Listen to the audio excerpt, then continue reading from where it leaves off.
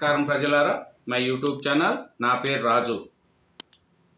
మనకు BRS party శ్రేణులు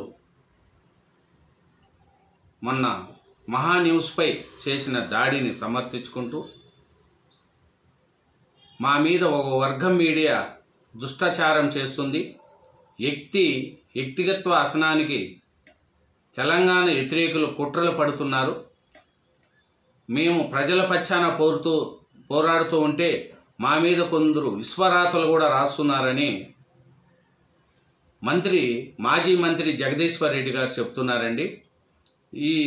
అదే మాట్లాడుతూ మోడీ బాబు చేతిలో కీలుబొమ్మల రేవంత్ రెడ్డి గారు మారారు కాబట్టి దీని మీద నిప్పులు చెరిగారండి మాజీ మంత్రి జగదీశ్వర్ రెడ్డి గారు. అలాగే కవిత గారు మాట్లాడుతూ ఆంధ్ర బిర్యానీ పేడ బిర్యానీ కేసీఆర్ సార్ ఎప్పుడో చెప్పారు, ఆ పేడ బిర్యానీ ఆంధ్ర బిర్యానీ ఎవరు తింటారు అనేది కూడా మాట్లాడారండి.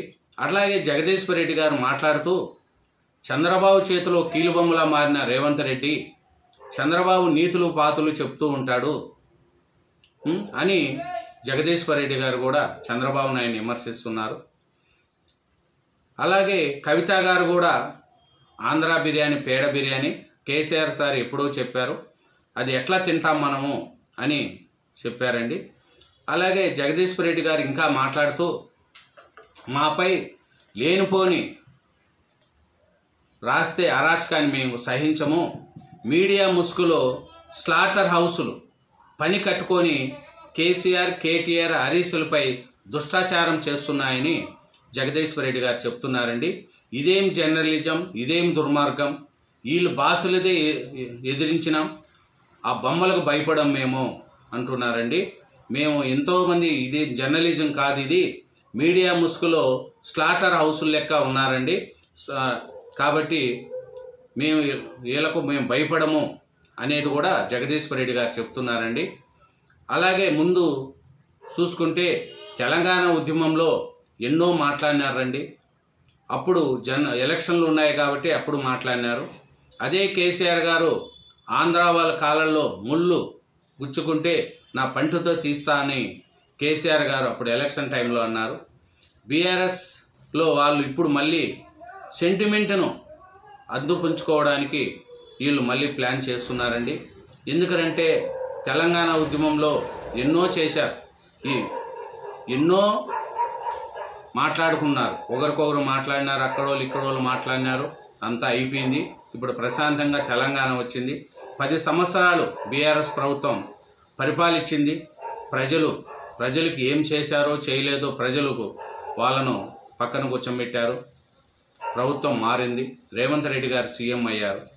ఇప్పుడు మళ్ళీ 10 ఏళ్ళు ఏమీ మాట్లాడకుండా గమ్మునుండి డెవలప్మెంట్ చేసే దిశలో 10 ఏళ్ళు పరిపాలించి ఉండింటే ప్రజలు మళ్ళీ ఓట్లు వేసేవాళ్ళు. కానీ ఇప్పుడు మళ్ళీ లేని సెంటిమెంట్లను రెచ్చగొట్టి దాన్ని మళ్ళీ పబ్బం కప్పుకోవడానికి బీఆర్ఎస్ సర్కార్ చేస్తున్న దీన్ని ప్రజలు గమనిస్తూ ఉంటారు. 10 ఏళ్ళు మీరు ఏం చేయలేదు కాబట్టే కదా మిమ్మల్ని ఓడించింది. అలాగే కేసీఆర్ గారు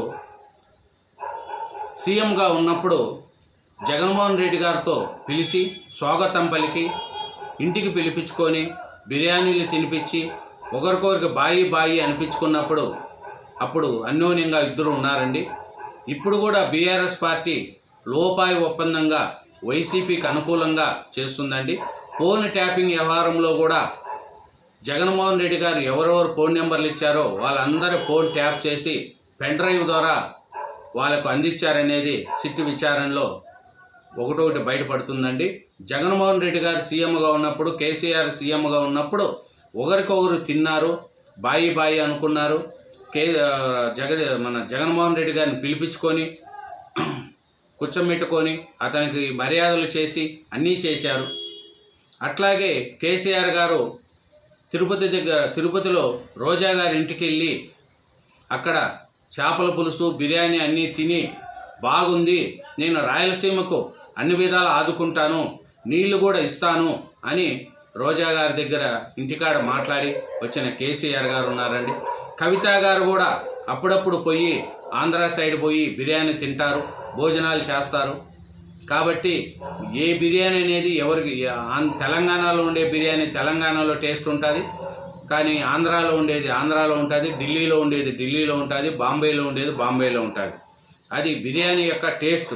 హైదరాబాద్ బిర్యానీకి మించిన బిర్యానీ లేదనేది మనకు అందరికీ తెలుసు. ఎందుకంటే హైదరాబాద్ బిర్యానీ అంటే అంత ఫేమస్.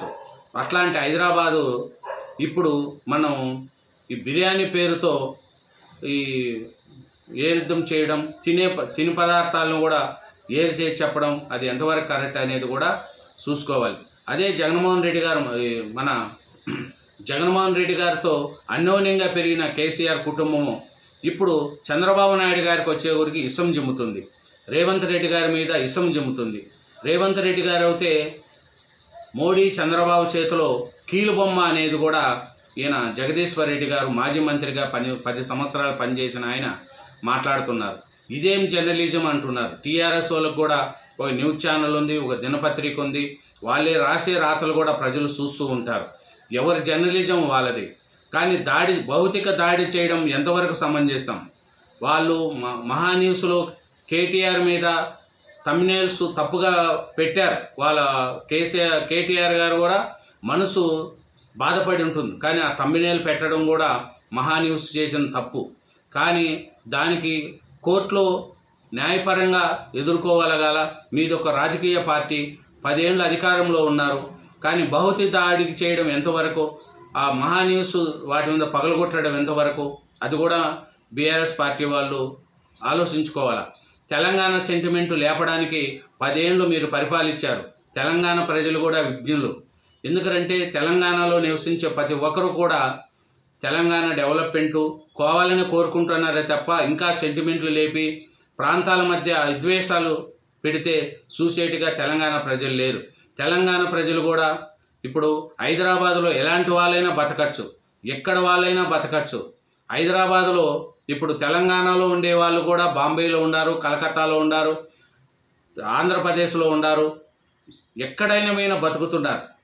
కానీ హైదరాబాదులో కూడా ఆంధ్ర వాళ్ళు ఉన్నారు, గుజరాత్ వాళ్ళు ఉన్నారు, బాంబే వాళ్ళు ఉన్నారు, మహారాష్ట్ర వాళ్ళు ఉన్నారు, రాజస్థాన్ వాళ్ళు ఉన్నారు. ఎక్కడ ప్రజలైనా వచ్చి హైదరాబాదులో బతుకుతున్నారు. అది మన దేశం యొక్క గొప్పతనం. మన రాష్ట్రం పర రాష్ట్రం అనే తేడా ఉండదు. మనిషికి ఎక్కడ బతకాలంటే అక్కడివి బతకచ్చు. అంతే తప్ప హైదరాబాదును తెలంగాణను పెట్టుకొని ఇంకా విధ్వంసాలు చేసుకుంటూ పోతే అభివృద్ధి చెందదు. 10 ఏళ్ళు పరిపాలించిన బీఆర్ఎస్ పార్టీ ఇప్పటికీ ఇంకా కొన్ని విషయాలు చెబుతూ ఉంటుంది. ఏమిరంటే వాళ్ళు ఇది లేదు, ఇది చేయలేదు అని. హైదరాబాద్ ఈ పొద్దు ఇంత డెవలప్మెంట్ అయిందంటే దానికి కారణం చంద్రబాబు నాయుడు గారు. ఆయన ఉమ్మడి ఆంధ్రప్రదేశ్ సీఎంగా ఉన్నప్పుడు హైటెక్ సిటీ కట్టారు, రింగ్ రోడ్లు, హైదరాబాద్ డెవలప్మెంటు, ఐటీ రంగాన్ని హైదరాబాద్లోనే పెట్టారు. దాన్ని కేటీఆర్ గారు కూడా ఎన్నోసార్లు చంద్రబాబు నాయుడు మాట ఎత్తారు. ఇంత ఐటీ రంగం అభివృద్ధి చెందిందంటే అది చంద్రబాబు నాయుడు గారు పుణ్యమే అని అన్నారు.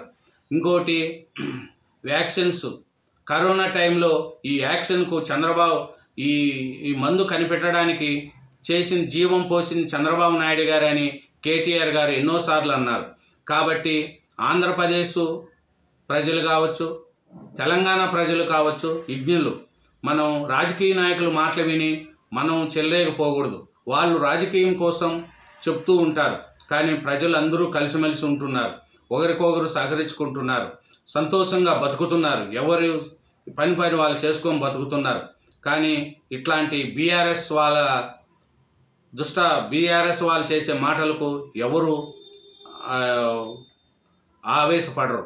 కాబట్టి మాజీ మంత్రి జగదీశ్వర్ రెడ్డి గారు కానీ, కవిత గారు కానీ, కేటీఆర్ గారు అన్నారు, చంద్రబాబు నాయుడు అరెస్ట్ చేసిన టైంలో ఇక్కడ ఐటీ రంగం ధర్నాలు చేస్తూ ఉంటే పోయి ఆంధ్రాకి ధర్నా చేసుకోండి, ఇక్కడే మీకు పని అన్నారు.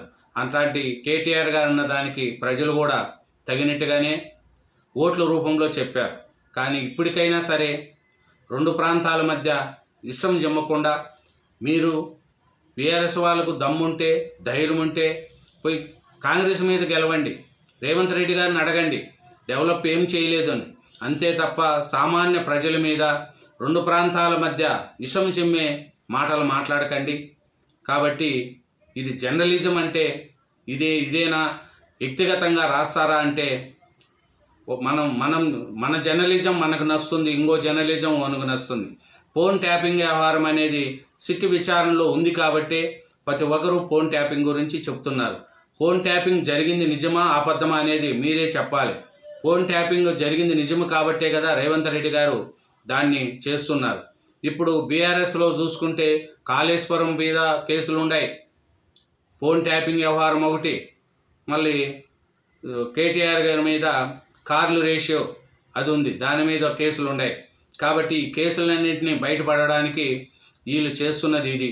ఇంకా కవిత గారి మీద వస్తే లిక్కర్ మాఫియా 3 నెలలు 4 నెలలు తిహారీ జైల్లో ఉండి వచ్చింది. కాబట్టి ఇప్పుడు బిర్యానీ గురించి, పేడ బిర్యానీ ఎవరు తింటారు, ఆంధ్ర బిర్యానీ అని కొందరు, ఇదంతా రేవంత్ రెడ్డి గారు మోడీ చంద్రబాబు నాయుడు చేతిలో కీలుబొమ్మగా మారినారు అని జగదీశ్వర్ రెడ్డి గారు అంటున్నారు. ఇది ప్రజలందరూ గమనిస్తూ ఉంటారండి. ఎవరు ప్రజలైనా అందరూ బతకడం, అందరూ ఎవరి పని వాళ్ళు చేసుకొని బతుకుతూ ఉంటారు. బీఆర్ఎస్ వాళ్ళకు కూడా 10 ఏళ్ళు అవకాశం ఇచ్చారు కాబట్టి మీరు కూడా ఆలోచించాలా. రాజకీయంగా మాట్లాడుకుంటే మంచిది, కానీ ప్రజల మధ్య విభేదాలు ఇసువం జిమ్ముకుంటూ పోతే ఇంకా ఇబ్బందులు వస్తాయి. కాబట్టి బీఆర్ఎస్లో కూడా ఒకరిద్దరు అలా ఉండారే కానీ అందరూ అలా లేరు. జగదీశ్వర్ రెడ్డి గారు 10 ఏళ్ళు మంత్రిగా పనిచేసిన జగదీశ్వర్ రెడ్డి గారే అట్లా మాట్లాడుతున్నారంటే మీరే ఆలోచించండి. Thank you very much. నా ఛానల్ను సబ్స్క్రైబ్ చేయండి, నా వీడియోను లైక్ చేయండి.